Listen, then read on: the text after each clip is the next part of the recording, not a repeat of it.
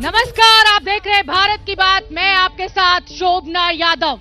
भारत की बात की टीम आज हरदोई में मौजूद है और मैं आपको बता दूं वो हरदोई जहां पर चौथे चरण यानी 23 फरवरी को मतदान होना है, वो हरदोई जहां पर संडीला के जो लड्डू हैं उनकी मिठास पूरे देश में जानी जाती है, पहचानी जाती है। जैसे जैसे उत्तर प्रदेश का चुनाव आगे बढ़ रहा है, दांव पेच का खेल भी आगे बढ़ रहा है। ये दांव पेच का खेल चाहे भाषणों के जरिए आगे बढ़ रहा हो और या फिर चुनावी रैलियों के जरिए। बीजेपी के सभी दिग्गज नेता जो हैं वो इस समय वोटर्स को सरकारी योजनाओं का लाभ गिनाने में लगे हुए हैं।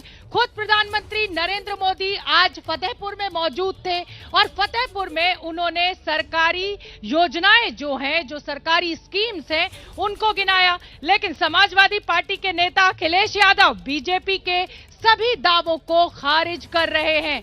अब सवाल ये उठता है कि गरीबों का भला करने के लिए, गरीबों की भलाई के लिए जो सरकारी योजनाएं लाई गई हैं, क्या उत्तर प्रदेश के चुनाव में वो बीजेपी का भला कर पाएंगी? तो चलिए फटाफट मेहमानों से मैं आपका तारुफ करा देती हूं कि ये जो सरकारी स्कीम्स हैं, क्या ये बीजेपी का भला उत्तर प्रदेश चुनाव में कर पाएंगी? मेरे साथ सौरभ मिश्रा जी बीजेपी के जिला अध्यक्ष, आदर्श दीपक मिश्रा जी राष्ट्रीय सचिव समाजवादी पार्टी के और विक्रम पांडे जी कांग्रेस के नेता हमारे बीच मौजूद है। तो जोरदार तालियां हरदोई की जनता के लिए। होंगे सवाल जवाब, तो हरदोई की जनता एक बार जोरदार तालियां हो जाए।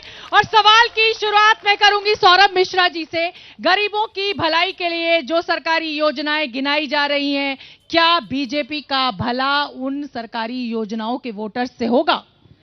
निश्चित तौर पर हमारी केंद्र की सरकार ने और प्रदेश की सरकार ने जो आम जन तक जन कल्याणकारी योजनाएं पहुंचाई हैं, और मैं तक कहता हूं कि आज़ादी के बाद पहली बार इतने बड़े पैमाने पर गरीब जनता तक उनकी योजनाएं पहुंची हैं जिनका सीधा लाभ उनको मिला है। तो निश्चित तौर पर इनका हमको इस चुनाव में लाभ मिलने वाला है। ठीक है, क्या गरीबों तक वो लाभ पहुंचा है? और समाजवादी पार्टी के लिए क्या ये मुश्किल है क्योंकि अब सरकारी योजनाएं गिनाई जा रही हैं और उन्हीं के वोटर्स पर नजर? देखिए, भारतीय जनता पार्टी ने कुछ नहीं किया। भारतीय जनता पार्टी हमेशा ही 2000 रुपये किसानों को दे दिया, अब उसके बदले में वोट लेना चाहते हैं। तो जनता जान रही है और उत्तर प्रदेश की जनता समझ चुकी है, जनता विकास चाहती है, जनता रोजगार चाहती है। मतलब जनता सब जानती है, चाहे कितनी भी योजनाएं गिनाई जाए। कांग्रेस कहां है लड़ाई में? हमारे साथ कांग्रेस के जिला अध्यक्ष मौजूद हैं। कहा जा रहा है सपा और बीजेपी की लड़ाई है, आप कहां हैं? देखिए, ये अपना अपना सोचने समझने का तरीका है। बीजेपी के अध्यक्ष जी कह रहे हैं कि कांग्रेस भाजपा के शासन में डबल इंजन की सरकार रही, लेकिन एक बात है कि जितने भी जनप्रतिनिधि हैं उन्होंने अभी एक ऑडियो वायरल हुआ था, उन्होंने 20-20 लाख और 1-1 लाख बंटवाए हैं। ये बड़ी चर्चा में रही। ठीक है, मतलब भ्रष्टाचार। तो देखिए, अब जनता के सवाल होना बेहद जरूरी है। मैम, आप सवाल किससे पूछना चाहती हैं? मैं, जैसे समाजवादी पार्टी है वो बोल रही है कि महिलाएं सुरक्षित नहीं है भाजपा सरकार में, तो आप इनसे पूछिए अपर्णा यादव जो है वो क्यों आई है भाजपा सरकार? ठीक है, ये सवाल होगा, आप बताइए क्या सवाल? वो मायके गई हैं। मैं ये जानना चाहता हूँ, जो भी योजनाएं चलाई जा रही हैं सिर्फ वोट लेने के लिए चलाई जा रही हैं। मैं चाहती हूँ बीजेपी बहाने नहीं जवाब दे, शिक्षा पे जवाब दे, स्वास्थ्य पे विभाग दे जवाब दे, सुरक्षा पे दे और बच्चियों पे अत्याचार जो पूरे देश पर। हम रोजगार मांगते हैं तो बोलते हैं भारत पाकिस्तान, हम रोजगार मांगते थे बोले मंदिर तो बनवा रहे हैं। चलिए भाई, देखिए, लोग कह रहे हैं कि जब हम रोजगार मांग रहे हैं तो आप कह रहे हैं कि मंदिर तो बनवा रहे हैं, भव्य राम मंदिर के नाम पर वोट नहीं, जिन्होंने राम मंदिर के नाम पर हमको वोट दिया था उनसे हम राम मंदिर की बात कर रहे हैं।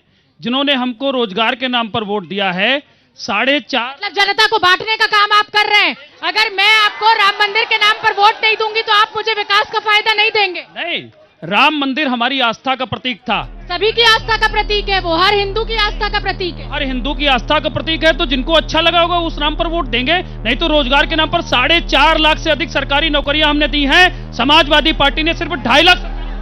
आपके ऊपर आरोप, आप कह रहे हैं कि महिलाएं सुरक्षित नहीं है, तो फिर अपर्णा यादव आपके परिवार की बहू क्यों आ गई बीजेपी में? देखिए, भारतीय जनता पार्टी के लोग बड़ा चालाक लोग हैं।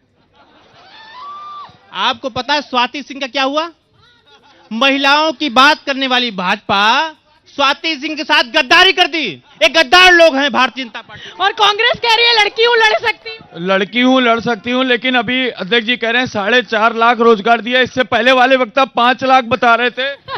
चलिए ठीक है, तो जनता के सवाल मैं समाजवादी पार्टी सरकार के इनके प्रवक्ता से पूछना चाहता हूं कि ये बताएं कि पूरे उत्तर प्रदेश भर में ये समाजवाद की बात करते हैं, इनके ब्राह्मण, ठाकुर, बनिए, कुशवाहा, शाक्य, सैनी, धीमर, कश्यप, अरे बस लोधी कितने जिला अध्यक्ष हैं और हरदोई में ये सामने खड़े मतलब जाति के ऊपर जो आपके जिला अध्यक्ष है समाजवादी पार्टी से। महिला की बात की जाए तो सपा के नेता के घर से बेटे की लाश मिलती है और कांग्रेस के लोग, अरे तो बीजेपी के नेता के बेटे ने भी तो किसानों को कुचल दिया। सवाल मैं बीजेपी से सवाल पूछना चाहता हूँ। 2017 से मैं पास आउट हूँ बीटीसी, इन्होंने रोजगार के नाम पे कुछ नहीं दिया। 4.5 लाख सिर्फ रोजगार का सवाल हो चुका है। नौकरियां की बात हुई, शिक्षा पे बात हुई, लेकिन व्यापारियों की बात कोई नहीं सुनने वाला है। ऑनलाइन से व्यापारी बहुत परेशान है। ऑनलाइन से व्यापारी बहुत परेशान है। बीजेपी बड़े बड़े दावे कर रही है, लेकिन व्यापारी वर्ग जो यहाँ बैठा है वो कह रहा है कि योजनाएं ठीक नहीं है। नहीं, व्यापारी वर्ग के लिए तमाम काम सरकार ने किए हैं। आज से पहले समाजवादी पार्टी की सरकार हो चाहे बहुजन समाज पार्टी की सरकार हो, पूरा व्यापारी वर्ग चंदे मांगने वालों से परेशान था।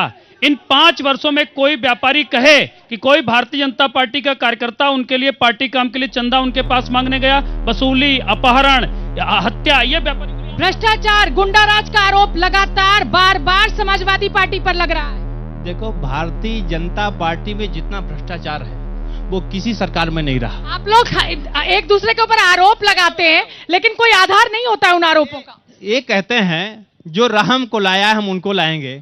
अरे भाजपा के लोगों, राम को तुम लोग ला सकते हो क्या? भगवान मर्यादा पुरुषोत्तम राम सबको लाए हैं, सबकी ओर देख रहे हैं। लेकिन ये बताओ, सुप्रीम कोर्ट का फैसला। चलिए ठीक है, कुछ युवा यहाँ पर मौजूद है, उनके सवाल भी होने चाहिए। मैम, पहले इनसे ये पूछ लीजिए, किससे पूछना है? अब यूपी पुलिस का जो रैंक अभी जारी हुआ है वो किस स्थान पर आया है? बिहार सबसे लास्ट में। आप क्राइम की बात कर रहे हैं, क्राइम की बात कर रहे हैं। जो बीजेपी सरकार कह रही है कि हमारी जो शासन व्यवस्था सबसे अच्छी है, वही देख ले कि हमारी जो सरकार है। ठीक है, कानून व्यवस्था, मैम मेरा शिक्षा पे सवाल है। हरदोई का शिक्षा स्तर बहुत ही गिरा हुआ है और किसी विचारक ने कहा है अगर कानून व्यवस्था और शिक्षा की स्थिति की मैं ये पकौड़े बेचने वाली सरकार के मुख्यमंत्री से पूछना चाहता हूँ। ये इन्होंने कहा था युवा यहाँ उत्तर प्रदेश में युवा योग्य नहीं है, नौकरी योग्य नहीं है। तभी कहते 90 लाख नौकरियां दी, तभी कहते 1 करोड़ नौकरी। इनके 4-4.5 लाख का आंकड़ा कह रहे हैं, इधर से सवाल होना चाहिए। मेरा ये कहना है कि नौकरियों की जो बात कर रहे हैं, 10 साल तक ये क्या करते रहे?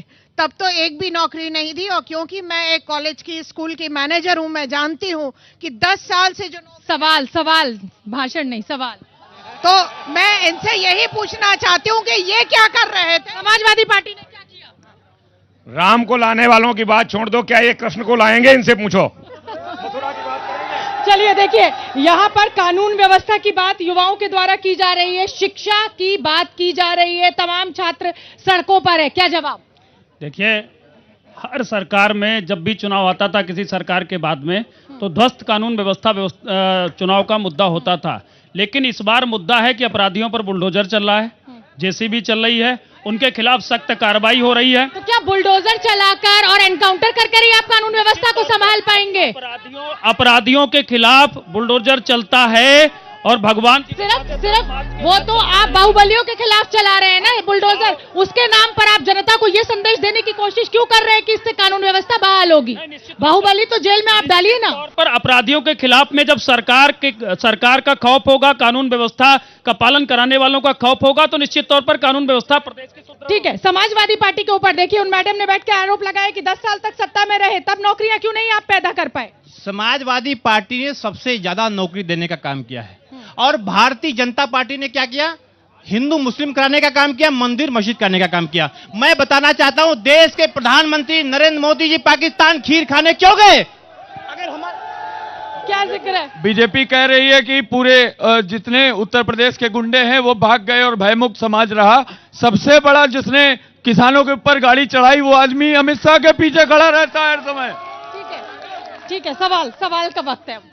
समाजवादी पार्टी जो ये कह रही है कि हमने नौकरी दी, अरे पहले एक चीज का जवाब दे दीजिए, जब भाजपा की सरकार नहीं थी, आपकी सरकार थी, सिपाही में नाच कराते थे।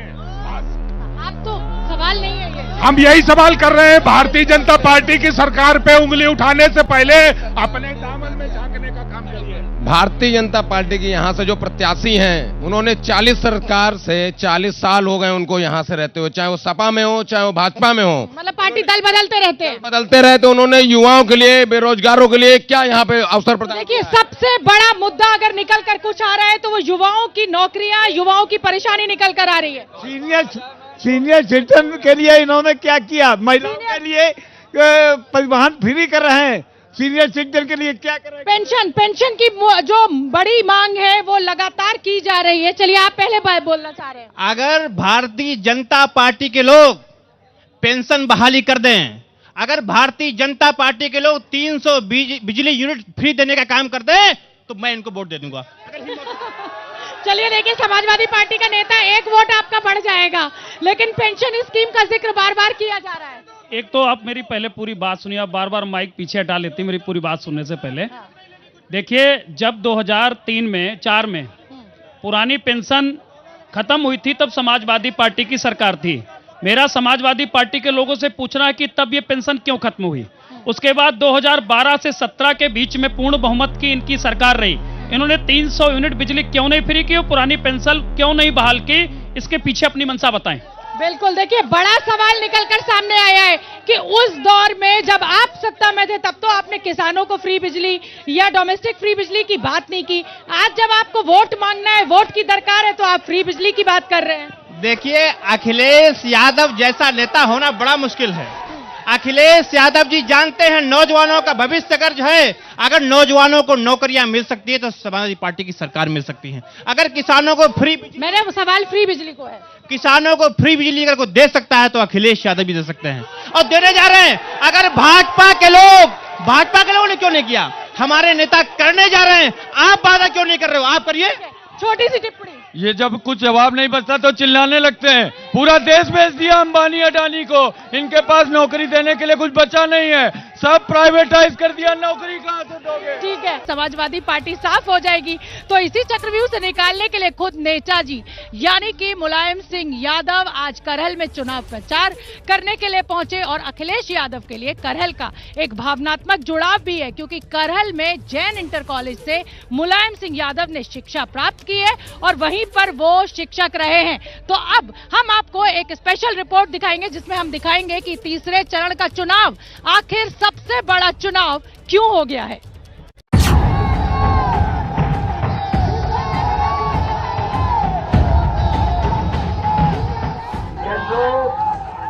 और हमारे सभी लोग जान गए हैं कि पहले और दूसरे चरण में ही समाजवादी पार्टी और गठबंधन के लोगों ने शतक मार लिया है।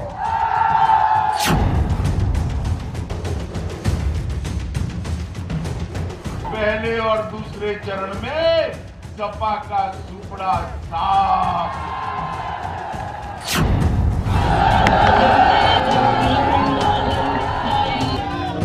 ये तीसरा और चौथा चरण जब हो जाएगा, चौथे चरण के बाद ही समाजवादी पार्टी की सरकार बन जाएगी।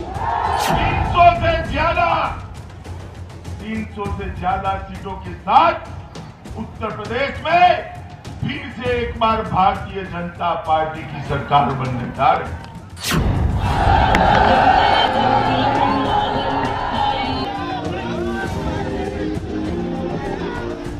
ये भाईचारा बनाम भारतीय जनता पार्टी का चुनाव है। याद करिए, समाजवादी पार्टी ने तो भगवान कृष्ण की जन्माष्टमी पर भी रोक लगा दी थी। अपने गांव में रह करके अपने मोहल्ले में सबको मनाओगे कि नहीं मनाओगे? ये मैनपुरी समाजवादी पार्टी का गढ़ नहीं, अब ये मैनपुरी भारतीय जनता पार्टी का एक दुर्ग बनेगा, किला बनेगा। अपने अपने दावे और एक दूसरे पर बयानों के बाउंसर के साथ तीसरे चरण के चुनाव का काउंटडाउन शुरू हो चुका है।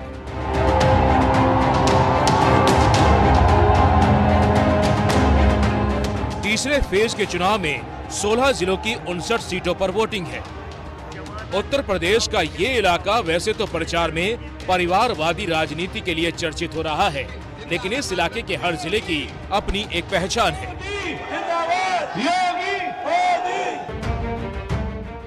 फिरोजाबाद की पहचान चूड़ी है तो कन्नौज इत्र की राजधानी कही जाती है। कानपुर की पहचान चमड़े के साथ ही बड़े औद्योगिक शहर के तौर पर है। इसी तरह हर जिले की अपनी खासियत है और उस खासियत का वास्ता रोटी और रोजगार से है, जो चुनाव में मुद्दा है। सियासी तौर पर देखें तो फिरोजाबाद, मैनपुरी, इटावा, कन्नौज का इलाका समाजवादी परिवार का गढ़ माना जाता रहा।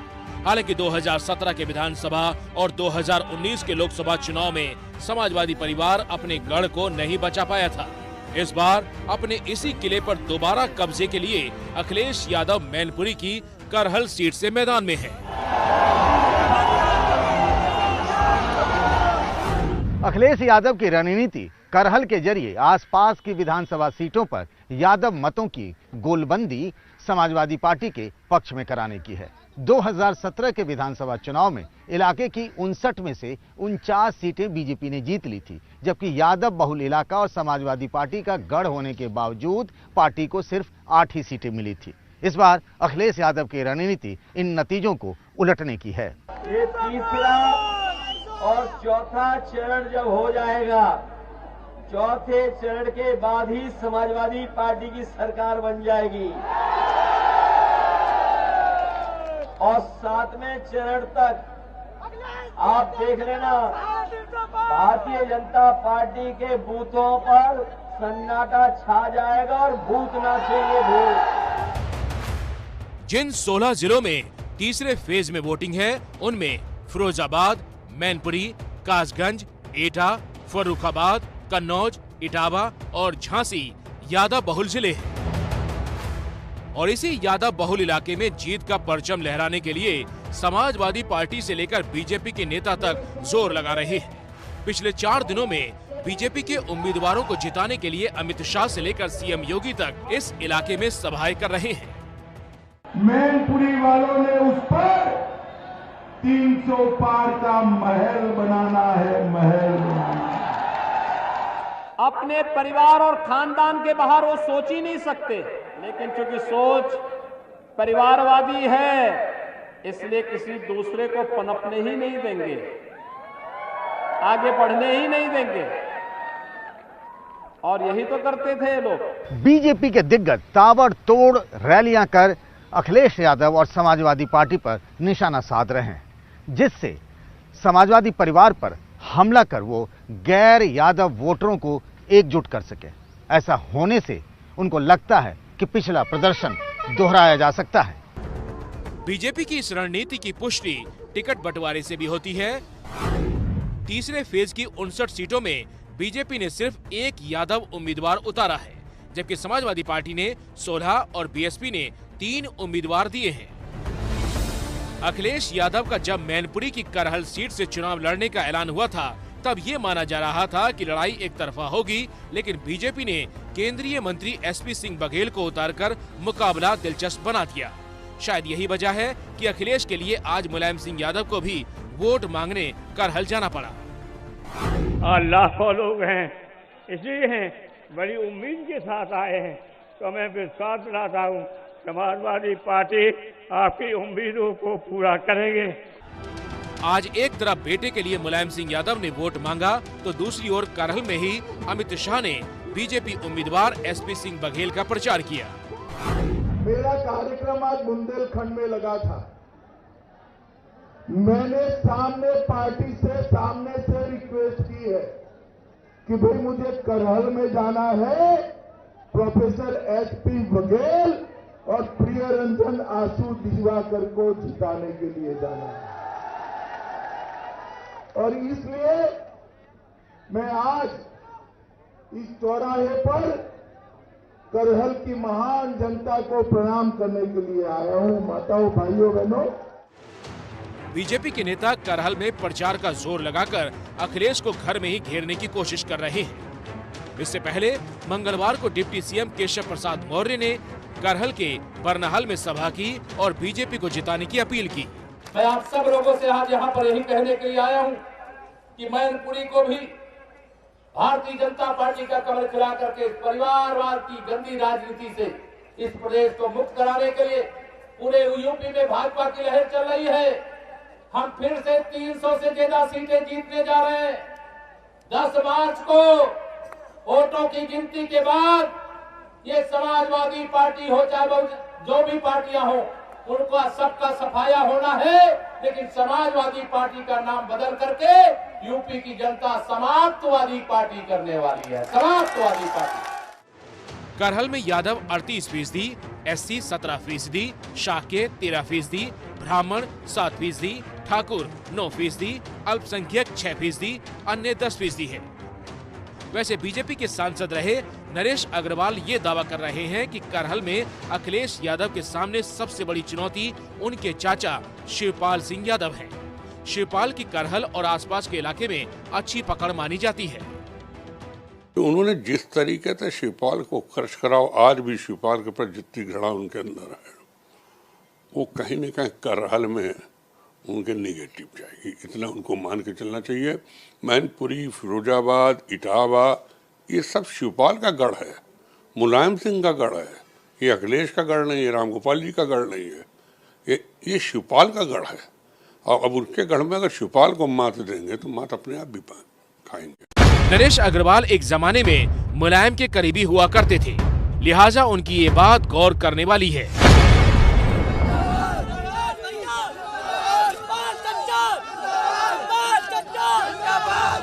वैसे दूसरा सच ये भी है कि शिवपाल यादव खुद अखिलेश के लिए करहल के गांवों में घूम घूम कर प्रचार कर रहे हैं। अब 20 तारीख को साइकिल का बटन दबाना है, सब लोगों को बटन दबाना है, अखिलेश यादव को मुख्यमंत्री बनाना है। हालांकि मुलायम सिंह यादव आज जब करहल में अखिलेश यादव के लिए वोट मांगने पहुंचे तब मंच पर पूरा यादव परिवार दिख रहा था, नहीं दिख रहे थे तो शिवपाल सिंह यादव।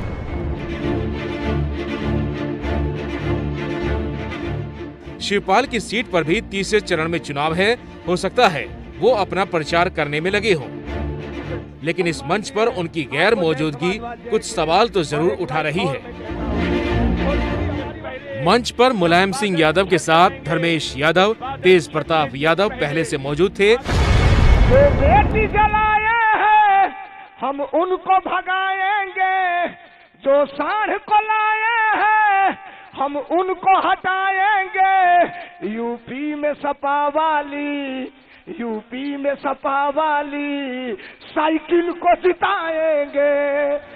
एक ऐसा चांद निकलेगा जिसका नाम अखिलेश यादव होगा और उस चांद के साथ हर किसान के घर में रोशनी होगी। अखिलेश यादव बीच में हेलीकॉप्टर से सभा स्थल पर पहुंचे, मुलायम के पैर छुए, लोगों का अभिवादन किया, भाषण दिए और फिर आगे के कार्यक्रम के लिए रवाना हो गए।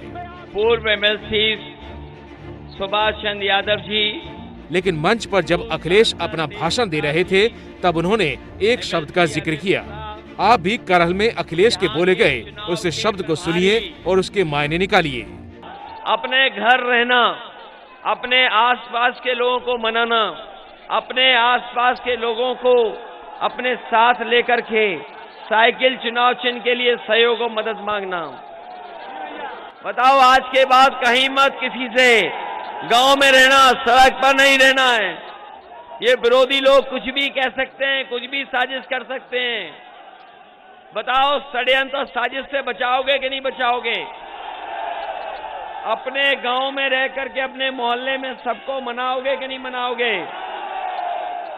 अगर आप वोट डाल दोगे, केवल आप वोट डाल दोगे तो उत्तर प्रदेश की सबसे बड़ी जीत करहल की जनता समाजवादी पार्टी को दिलाएगी। समाजवादी पार्टी की स्थापना के बाद से सिर्फ 2002 में ही यहां बीजेपी की जीत हुई। तब मौजूदा विधायक सोवरन सिंह यादव यहां बीजेपी से जीते थे। उसके बाद लगातार 3 बार वो समाजवादी पार्टी के टिकट पर चुनाव जीतकर विधायक बन चुके हैं और इस बार उनके ही आग्रह पर अखिलेश यादव इस बार करहल से विधानसभा का चुनाव लड़ रहे हैं। करहल में सियासी पारा किस कदर हाई है इसका अंदाजा आप मंगलवार रात की इन तस्वीरों से लगा सकते हैं। बीजेपी उम्मीदवार और केंद्रीय मंत्री एसपी सिंह बघेल चुनाव प्रचार कर रहे थे, उसी दौरान उन पर हमला हो गया। बीजेपी का आरोप है कि हमले के पीछे समाजवादी पार्टी के नेता हैं। करहल से भारतीय जनता पार्टी के लोकप्रिय उम्मीदवार, गरीब परिवार से आने वाले, पिछड़ा वर्ग से संबंध रखने वाले एसपी सिंह बघेल जी, जो केंद्रीय मंत्री भी हैं, उनके ऊपर सपा के गुंडों ने हमला किया है। और ये पहली बार नहीं हुआ।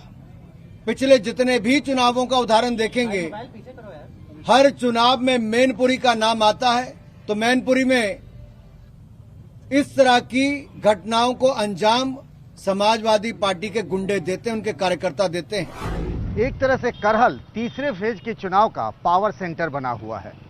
दोनों तरफ से एक दूसरे के खिलाफ बिसात बिछाई जा रही है। करहल के जरिए समाजवादी परिवार में एकता का संदेश देकर यादव वोटरों को एकजुट करने में जुटा हुआ है, तो दूसरी तरफ बीजेपी गैर यादव वोटरों को एकजुट कर 2017 का प्रदर्शन दोहराने की कोशिश में है।